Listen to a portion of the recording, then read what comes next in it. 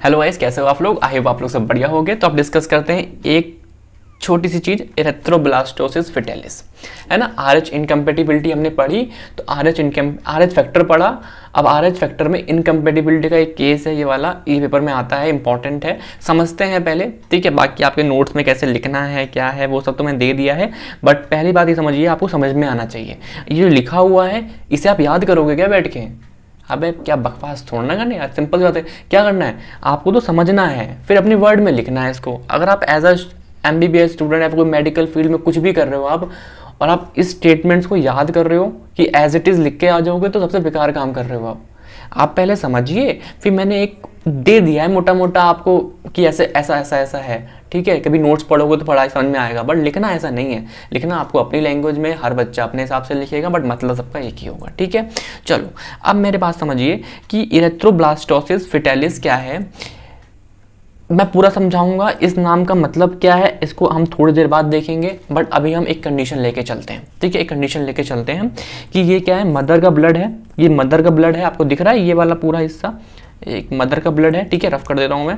Mother कैसे है आपके, RH नेगेटिव है, तो RH नेगेटिव मतलब RBC के ऊपर RH एंटीजन नहीं प्रेजेंट होगा। आपको दिख रहा है कोई भी एंटीजन नहीं है ना। मैंने बोला ये पिंक वाला क्या दिखाता है, पिंक वाला दिखाता है RH एंटीजन, ठीक है। तो अभी दिख रहा है कि मदर का जो ब्लड है, जो रेड है, वहां पे कोई भी RH एंटीजन नहीं है, तो मदर कैसी है आपकी, RH नेगेटिव है, ठीक है। तो अब इन मदर का पहली प्रेगनेंसी के टाइम पे, है ना, तो क्या हुआ आपका फीटस कैसा है, RH positive. Foetus RH positive क्यों रहा होगा, तो कहीं ना कहीं फादर RH पॉजिटिव होंगे, है ना। फीटस पॉजिटिव क्यों हो रहा है, बिकॉज फादर RH पॉजिटिव रहेंगे, जब तो फीटस पॉजिटिव हो सकता है, ठीक है। अब मैंने क्या बोला आपसे, फर्स्ट प्रेगनेंसी के टाइम पे सब चल रहा है, ठीक है। ड्यूरिंग पार्चुरेशन, मतलब जब पार्चुरेशन होगा उस टाइम पे क्या होगा, कुछ ml का ब्लड आपका चला गया यहाँ पे मैटरनल ब्लड में, मदर के ब्लड में चला गया, ठीक है। चलो बना देता हूँ एक बार। तो ये आपका कुछ आरबीसी आपकी यहाँ पर आ गई, आपको दिख रहा है कुछ अलग है। ये आरबीसी आपका RH पॉजिटिव वाली है, ये आरबीसी आपकी RH पॉजिटिव वाली है, जो RH नेगेटिव के ब्लड में आ गई। अब क्या होगा, कुछ मंथ के बाद, मतलब एक विद इन वन मंथ जो मदर का ब्लड होगा, मदर की बॉडी होगी, वो इसके खिलाफ एंटीबॉडी बना देगी। मैंने बताया था, है ना। तो इसके खिलाफ क्या बना दी, एंटीबॉडी बना दी, और इसको एज ऑफ कर लिया, ठीक है, 1 महीने में। बट मदर के अंदर अभी कोई ऐसा कुछ नहीं होगा। अब मैंने क्या बोला आपसे, क्या हुआ, एक सेकेंड सिर्फ करना है, हाँ। तो मदर के अंदर एंटीबॉडी बन गई विद इन 1 मंथ। अब क्या हुआ, ये लोग तो खत्म हो जाएंगे विद इन 1, मैक्रोफेज वगैरह खा लेंगे, ये सब मैं बता चुका हूँ यहाँ पे, कहीं बताया था मैंने, ये सब मैंने यहाँ पढ़ाया था हल्का, वही चीज़ है, बस थोड़ा सा केस है। तो क्या हुआ, पहले बात सुनो, पहली प्रेगनेंसी में बच्चा RH पॉजिटिव था, मदर नेगेटिव थी, ब्लड बच्चे से जब पार्चुरेशन के टाइम पे, डिलीवरी के टाइम पे बच्चे का ब्लड मदर में चला गया, तो उस वजह से कुछ एंटीबॉडीज बन गई। क्या बन गई बताओ, ये देखो क्या बनी है, ये कुछ एंटीबॉडीज बन गई हैं, है ना, ये एंटीबॉडीज बन गई है। अब ये एंटीबॉडीज क्या मदर के ब्लड को मारेंगे क्या, मदर के RBC को मारेंगे क्या? नहीं, क्योंकि ये एंटीबॉडीज RH पॉजिटिव एंटीजन, मतलब RH एंटीजन के खिलाफ बनी है, और मदर कैसी है, RH नेगेटिव।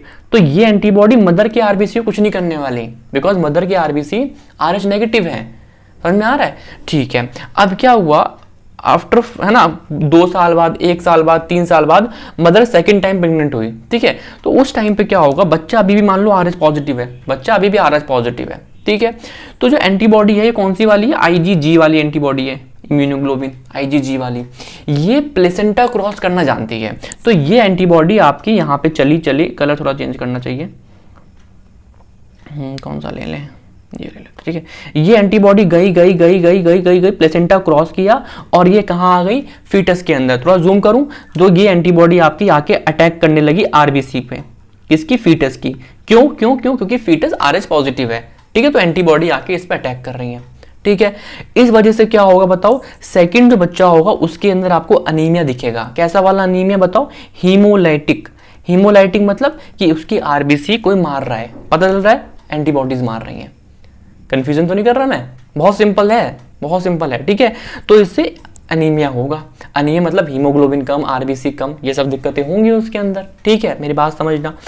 अब हुआ क्या, जब इस बच्चे का क्या हुआ, पार्चुरेशन, अगेन सेकंड बच्चे का जब डिलीवरी हुई तो उस टाइम पे क्या हुआ, कुछ ब्लड फिर से कहाँ चला गया बताओ, मदर में चला गया, कुछ ब्लड फिर से चला गया मदर में, ठीक है, जिसकी वजह से और एंटीबॉडी बन गई यहाँ पे, जिसकी वजह से और एंटीबॉडी बन गई यहाँ पे, और एंटीबॉडी बन गई यहाँ पे। अब आते हैं थर्ड प्रेगनेंसी के टाइम पे क्या होगा। अब जब थर्ड प्रेगनेंसी होगी तो उस टाइम पे ये एंटीबॉडी का बहुत तगड़ा रिस्पॉन्स आएगा, ये एंटीबॉडी बहुत सारी हो गई हैं अब, तो एंटीबॉडी जल्दी यहाँ क्रॉस करेंगी। बच्चा हर बार RH पॉजिटिव ही है। यहाँ पे क्या हो रहा है यार, पता है, पता नहीं क्यों मैं इस बार कोशिश कर रहा हूँ कि मैं ठीक है ना बोलूँ, पता नहीं बोल दिया, मुझे याद नहीं रहता। मैंने पिछली कुछ वीडियोस देखे हूँ, ठीक है बहुत बोलने लगा हूँ, पता नहीं अच्छा लगता नहीं, आपको लगता नहीं, ज़्यादा बोलता नहीं, मुझे लगता है, मैं ज़्यादा सोचता हूँ या फिर इसलिए लगता है, ठीक है। हाँ, तो मैंने क्या बोला आपसे, ये आपकी एंटीबॉडीज बच्चे में आ गई तीसरी प्रेगनेंसी के टाइम पे, ठीक है। अब जब यहाँ पे क्या हुआ, यहाँ पे आपका ये एंटीबॉडी मारने लगी बच्चे को, RBC को मारने लगी, ठीक है। तो इस वजह से क्या होगा, हीमोलिसिस और सीवियर होगा। तो यहाँ पे क्या हुआ, सीवियर हीमोलिसिस हुआ, सीवियर एनीमिया हुआ। क्यों, थर्ड बच्चे में ज्यादा क्यों हो रहा है, बिकॉज एंटीबॉडीज का रिस्पॉन्स आता है इस टाइम पे। पहले एक्सपोजर में कुछ नहीं हुआ, दूसरे वाले में समझ में आ रहा है ना, रिवाइज कराऊंगा आखिर में, ठीक है। अब क्या हुआ, बच्चे में देखो, एक बच्चा है, उसके अंदर एंटीबॉडीज आ रही हैं, RBC मार रही हैं, तो उसकी बॉडी क्या करेगी, बच्चे की बॉडी जो फीटस है वो क्या करेगी, वो ज्यादा क्या बनाएगी, ब्लड बनाएगी, ज्यादा RBC बनाएगी, हीमेटोपोइसिस करेगी। तो वो कैसे, इरेथ्रोपोइसिस करेगी, वो कैसे हो पाएगा, वो उसका स्प्लीन, वो उसका लीवर वो उसका स्प्लीन वो ज्यादा बनाएगा RBC। पढ़ा है ना हम लोगों ने ये चीज, एक सेकेंड, हाँ पढ़ा है ना हम लोगों ने एक चीज कि बच्चों में वो क्या नाम पढ़ा होगा ना आपने, हम लोगों में क्या है, बोन मैरो बनाता है, सिंपल। बच्चों में आपका लीवर भी, स्प्लीन भी, फिर कुछ हद तक बोन मैरो भी पार्टिसिपेट करता है इरेथ्रोपोइसिस में, ठीक है। तो ये लोग ना बहुत ज्यादा काम करेंगे, ये लोग बहुत ज्यादा काम करेंगे कि जो ये लॉस हो रहा है, ये जो बच्चे में अनीमिया आ रहा है, ब्लड का लॉस हो रहा है, हीमोलिसिस हो रहा है, बिकॉज एंटीबॉडी अटैक कर रही है बच्चे में, उसको कंपनसेट करें, उसको कंपनसेट करें, ठीक है, उसको कंपनसेट करें। तो ये लोग क्या हो जाएंगे, हिपैटोमेगली, बड़ा साइज का लीवर हो जाएगा, और स्प्लीनोमेगली भी हो जाएगी, है ना। तो इस बच्चे के अंदर हिपैटोमेगली, स्प्लीनोमेगली मिलेगी। और एक कंडीशन और, मेरी बात समझना, समझ आ पाऊँ देखना, जब आपका RBC टूटता है तो हीमोग्लोबिन निकलेगा। हीमोग्लोबिन में होता है हीम और ग्लोबिन, और जब आप हीम को तोड़ते हो तो एक चीज बनती है, अभी के लिए रटना पड़ेगा, अगर आपने मेरे से वो पढ़ लिया है LFT या फिर हीम का कैटाबॉलिज्म वगैरह पढ़ चुके हो बायोकेमिस्ट्री में, तो हीम जब टूटेगा तो बनता है बिलीरुबिन, अनकॉन्जुगेटिव बिलीरुबिन, अभी सिम बिलीरुबिन समझो, है ना। ये बिलीरुबिन बच्चे के क्या करेगा, जो ब्रेन है, जो कि आपका क्या बोल सकते हैं ब्लड ब्रेन बैरियर है, वो इतना अच्छा बना नहीं होता है, ये बच्चे के ब्रेन पे अटैक करेगा जाके, है ना। मतलब कुल मिला के बच्चा कैसा हो जाएगा, मेंटली रिटार्ड हो जाएगा, बच्चा कैसा हो जाएगा, मेंटली रिटार्ड हो जाएगा। और इसी बिलीरुबिन की वजह से जॉन्डिस लाइक सिम्टम भी आएंगे, वो बच्चे की पीला, मतलब सुना होगा जॉन्डिस आपने, ठीक है। तो मैंने क्या बोला आपसे, कर्नी सीट्रस जैसी सीवियर कंडीशन भी देखने मिलेगी थर्ड प्रेगनेंसी के टाइम पे। इतना डिटेल में नहीं होगा, आराम से हो जाएगा, ठीक है। मैंने क्या बोला आपसे, फिर समझो, कर्नी सीट्रस क्या हुआ, हीमोग्लोबिन टूट रहा है, एक्सेसिव हीमोग्लोबिन टूट रहा है, इस वजह से हीमोग्लोबिन टूटा, हीम बना, हीम टूटा, बिलीरुबिन बना। ये बिलीरुबिन बच्चे के ब्लड ब्रेन बैरियर को क्रॉस करता है, क्योंकि वो इतना अच्छा डेवलप नहीं हुआ होता है बच्चे में, फीटस है यार, अभी तो बच्चा बना भी नहीं ढंग से, ठीक है। तो वो ब्रेन पे अटैक करेगा, ब्रेन मेंटली रिटार्ड करेगा, मेंटली रिटार्ड होगा बच्चा वो, ठीक है। अब ये लेडी क्या हुआ, तीसरा बच्चा मेंटली रिटार्ड निकला, अब चौथे टाइम पे, फोर्थ टाइम, हाँ इस टाइम पे भी क्या होगा, कुछ ब्लड गया होगा, कुछ ब्लड गया होगा, कुछ ब्लड गया होगा, उसने एंटीबॉडी और बढ़ा दी, एंटीबॉडी का रिस्पॉन्स और बढ़ गया, मतलब एंटीबॉडी सी। अब फोर्थ टाइम पे क्या होगा, फोर्थ टाइम पे क्या होगा, ये जब ब्लड यहां पर आया, सेम वही कंडीशन, RBC को मारेगा। थोड़ा जूम करूं, ये देखो RBC को मारा।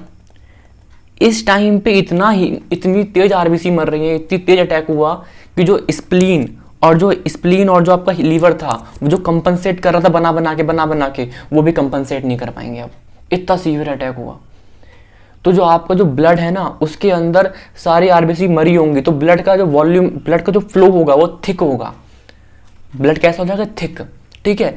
जिसकी वजह से आपका जो कार्डिक फेलियर होना लगेगा, क्या होने लगेगा बताओ यहाँ पे, कार्डिक फेलियर, इतना कुछ आपसे कोई पूछता नहीं है, मैं समझा रहा हूँ बस आपसे। कार्डिक फेलियर होगा जिसकी वजह से आप आगे चल के पढ़ोगे, जब हार्ट काम नहीं करता है तो आपकी बॉडी में एडिमा देखने मिलता है।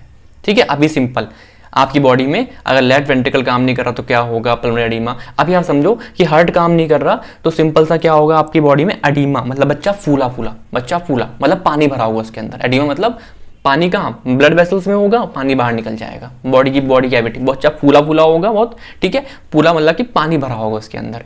और वो बच्चा पूरा पूरा क्या बोल सकते हैं यार, वो इंट्रा यूट्राइन लाइफ में मरेगा, मतलब वो सर्वाइव नहीं कर पाएगा। ठीक है, अगर वो जिंदा भी होगा उसे निकालना पॉसिबल नहीं होगा, ठीक है, वजाइना से, तो आपका सिंपल सा मैं वही बोलना चाह रहा हूँ, वो उसकी डेथ सर्टेन है एक तरीके से। ठीक है, तो मैंने क्या बोला आपसे, उस बच्चे को बोलते हैं हाइड्रोप्स फिटैलिस। फिटैलिस माने बच्चा, हाइड्रोप मतलब पानी भरा हुआ बच्चा, मतलब उसमें एडिमा है ना, पानी भरा हुआ बच्चा। तो हाइड्रोफिटैलिस एक तरीके से है ना एक सीवियर कंडीशन है, मतलब इसमें डेथ सर्टेन हो जाती है। ठीक है, हाइड्रोफिटैलिस समझ में आ रहा है कि मैंने क्या क्या बोला। एक बार ना क्विक रिवीजन करते हैं मैंने क्या क्या बोला, जस्ट सुनना मेरी बात। देखो हाँ, तो पहला जो केस था उसमें RH नेगेटिव मदर है, RH पॉजिटिव बच्चा है। ठीक है, मैं थोड़ा सा कलर चेंज करके समझाता हूँ दोबारा से।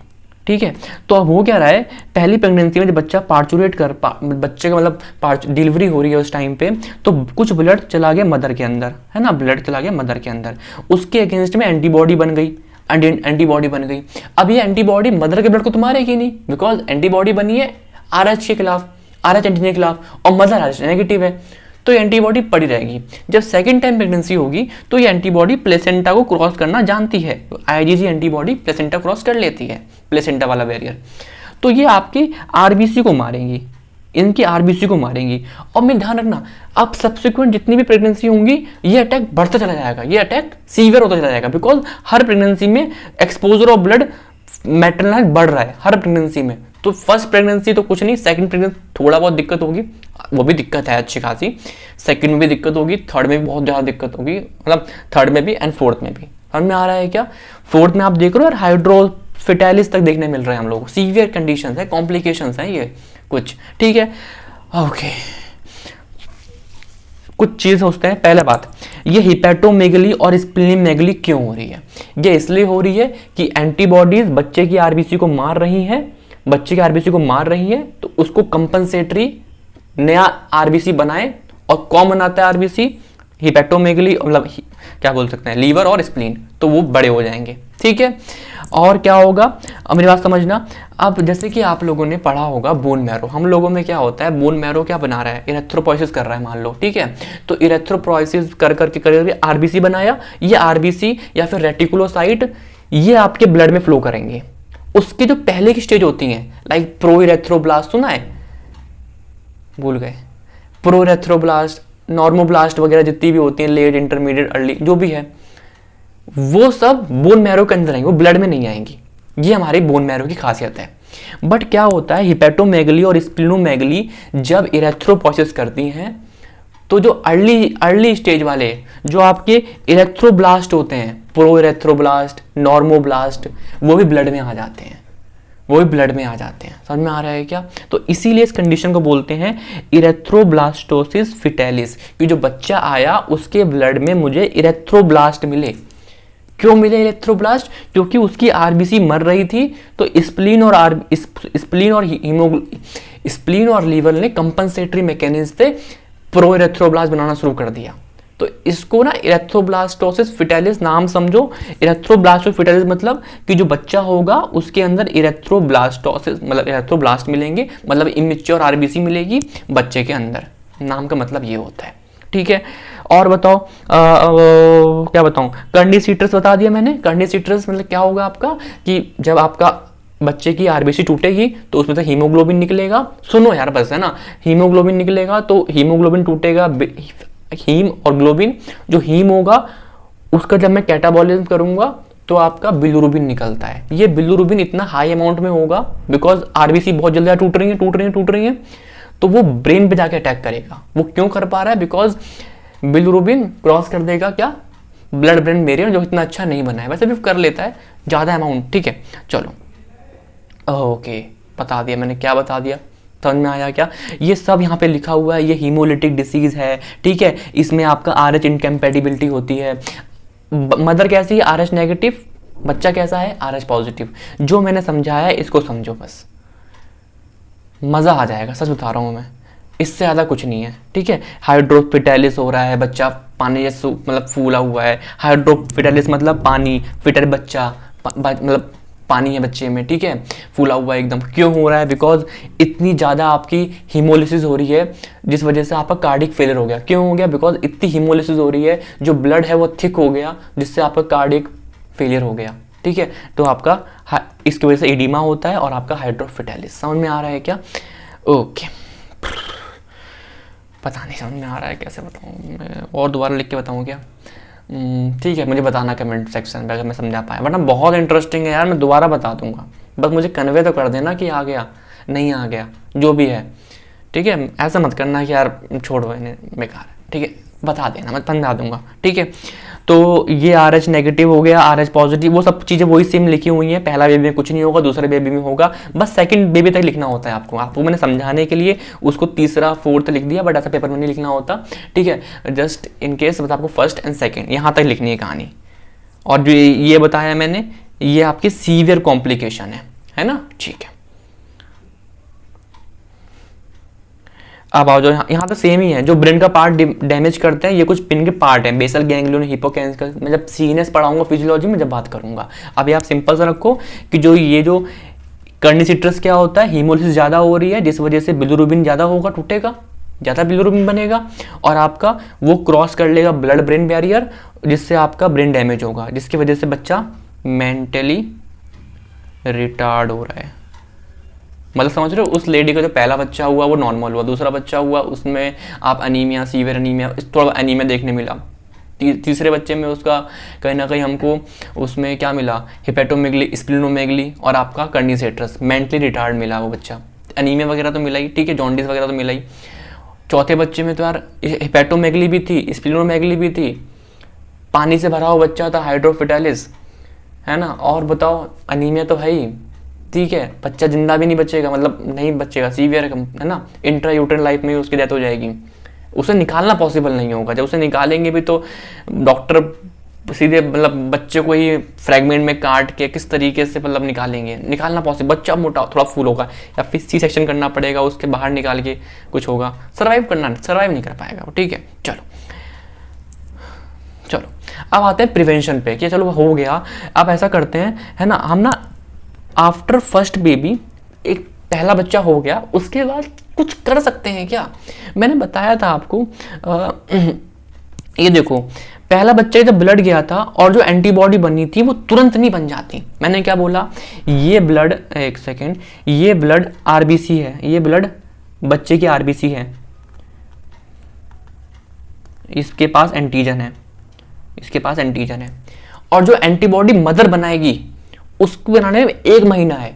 अगर मैं इस 1 महीने के अंदर मतलब 1 महीना तो नहीं, स्टार्टिंग में ही ये RBC खुद से खत्म कर दूं, तो कोई ऐसी पैसिव इम्यूनिटी बनी बनाई एंटीबॉडी डाल दूं, तो मैंने क्या करा, बनी बनाई एंटीबॉडी डाल दी, और इससे क्या हुआ, बनी बनाई एंटीबॉडी डाल दी, जिससे क्या हुआ, ये एंटीबॉडी खत्म, ये खत्म, ये खत्म, और जो मदर की जो इम्यूनिटी है, जो B सेल्स हैं, उसने एंटीबॉडी बनाई नहीं, क्योंकि क्या हुआ, हमने पैसिव इम्यूनिटी डाल दी, एंटीबॉडीज खत्म कर दी, एंटीबॉडीज ने एंटीबॉडीज को खत्म कर दिया, हमने एंटीबॉडी डाली खुद, क्या बोल दिया मैंने, एंटीजन हमने खत्म कर दिया, जो RBC बच्चे की आई थी उसे हमने खुद ही खत्म कर दिया, खुद ही एंटीबॉडी डाल के, जिससे कि मदर की जो बॉडी है उसको मौका ही नहीं मिला एंटीबॉडी बनाने का, बच जाएगा। एंटीबॉडी नहीं बनेगी तो अगला बच्चा सेफ, सारा खेल तो एंटीबॉडी का है, बिकॉज एंटीबॉडी क्रॉस करना जानती है, आपका क्या क्रॉस करना जानती है, बट प्लासेंटा बैरियर, ठीक है।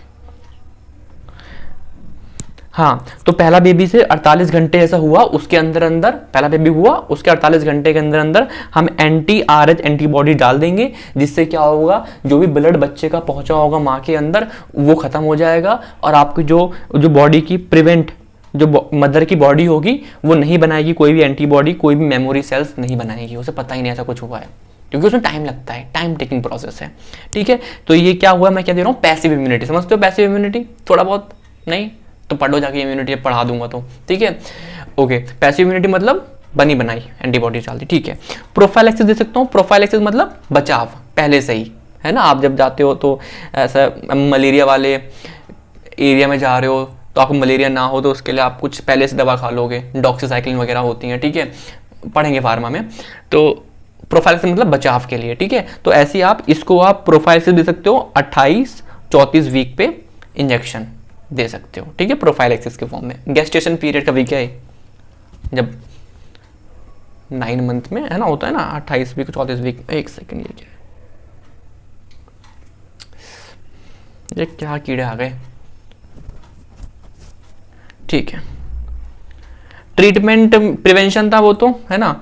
और ट्रीटमेंट क्या कर सकते हो आप, ट्रीटमेंट कुछ कर सकते हैं क्या ट्रीटमेंट? हाँ, अगर मैं बोलूँ कि जो RH पॉजिटिव वाला ब्लड है बच्चे के अंदर RH पॉजिटिव वाला ब्लड है और उसको कौन मार रहा है, मदर की एंटीबॉडी मार रही है, इनको ढूंढ ढूंढ के, ये मदर से एंटीबॉडी आई है। तो क्यों ना मैं उसके अंदर ऐसा ब्लड डाल दूं जो RH नेगेटिव वाला ब्लड है ना। तो जो मदर से एंटीबॉडी है वो लिमिटेड होंगी कुछ ना कुछ हद तक, है ना, लिमिटेड होंगी। तो अब क्या हुआ, over the period of time सारा का सारा यहाँ पे कौन सा ब्लड बचा बताओ, RH नेगेटिव, और ये एंटीबॉडी खत्म हो जाएंगी और फिर 6 महीने बाद वापस से कौन सा ब्लड बन जाएगा, RH पॉजिटिव। तो जो छोटा बच्चा हुआ है उसमें हमें दिख रहा है ये है, तो उसका हम ब्लड ट्रांसफ्यूजन करेंगे, RH पॉजिटिव ब्लड, तुम्हारे खिलाफ एंटीबॉडी है तो रुको, तुम्हारे अंदर ब्लड ट्रांसफ्यूज कर देंगे हम RH नेगेटिव वाला, टेंशन मत लो, 6 महीने में ठीक हो जाएगा, वापस से RH पॉजिटिव ब्लड आ जाएगा, 6 महीने में आ जाएगा, मतलब हम कर देंगे, ठीक है। तो वो ठीक हो जाएगा, तक एंटीबॉडी खत्म हो जाएंगी। समझ में आ रहा है क्या? तो ये कुछ बातें हैं, बाकी मेरी बात समझना, ये कॉन्सेप्ट इंपॉर्टेंट है। बाकी ट्रीटमेंट वगैरह के लिए अभी यार इतना श्योर मत होना, ना मेरे पे ना अपनी किताबों पे ऊपर, बहुत चीज़ें अलग होती हैं, ठीक है। बस वो चीज़ें छोड़ दो, जो है ट्रीटमेंट 1 लाइन 2 लाइन लिख दो, सही रहेगा। बट अभी आपको इसका फिजियोलॉजी का बेसिस समझ में आना चाहिए, जो हमारा सब्जेक्ट है। ट्रीटमेंट आप सोचते हो कि मैंने बता दिया, क्या वो मुझे आ गया फिर आपको आ गया, ऐसा बिल्कुल भी नहीं होता, ठीक है। उसके अलग से यार बहुत कुछ होता है ना, केसेस होते हैं, कॉम्प्लिकेशंस होती हैं, बहुत चीज़ देखनी होती है। तो उसको देख के मतलब ट्रीटमेंट में पूरा आ गया नहीं, मोटा मोटा आइडिया पड़ गया है, बट हमें ये तो आना चाहिए, ठीक है। चलो टाइम बहुत हो रहा है, तो मुझे थोड़ा सा बताना जब भी ये वीडियोज़ मेरी आप देखो कि आपको समझ में आया कि नहीं आया तो अच्छी बात है, बता देना, कॉन्फिडेंस बढ़ेगा मेरा भी, ठीक है। और नहीं आया तो मुझे बता देना, मैं फिर से पढ़ा दूंगा इसको टॉपिक को। क्या मतलब क्या नहीं आया, कौन सा पोर्शन, क्या पूरा लिख के समझाऊँ मैं या थोड़ा सा और बेहतर करूँ, ठीक है।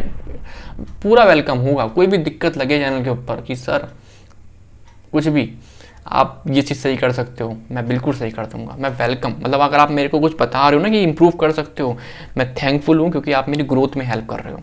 सब अच्छा बोलते रहेंगे ना तो ग्रोथ कहाँ, ग्रोथ मतलब कुछ इम्प्रूव करना डे बाय डे, ठीक है।